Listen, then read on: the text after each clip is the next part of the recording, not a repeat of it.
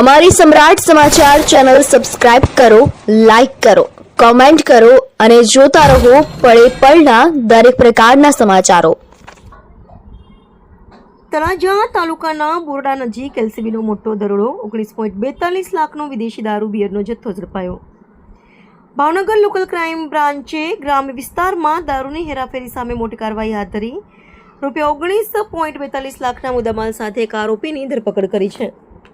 પોલીસે ભારતીય બનાવટના વિદેશી દારૂની 1751 બોટલો અને 1872 બિયર ટીન સહિતનો જથ્થો ઝડપી પાડ્યો છે।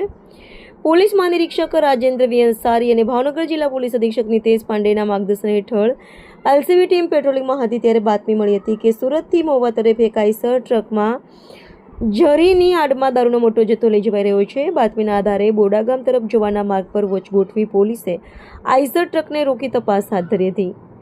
તપાસ દરમિયાન ટ્રકમાં ઝરીના બાચકાઓ નીચે છુપાયેલો દારૂ અને બિયરનો જથ્થો મળી આવ્યો હતો। પોલીસે સ્થળ પરથી એક આરોપી અર્જુન મથુરભાઈ સોલંકીને ઝડપી પાડ્યો હતો, જ્યારે અન્ય 4 આરોપીઓ હાલ ફરાર હોવાનું જાણવા મળ્યું છે। આ મામલે દાઠા પોલીસ સ્ટેશનમાં પ્રોહિબિશન અધિનિયમ હેઠળ ગુનો નોંધવામાં આવ્યો છે। ફરાર આરોપીઓને ઝડપી પાડવા માટે પોલીસે વધુ તપાસ અને શોધખોળ શરૂ કરી છે।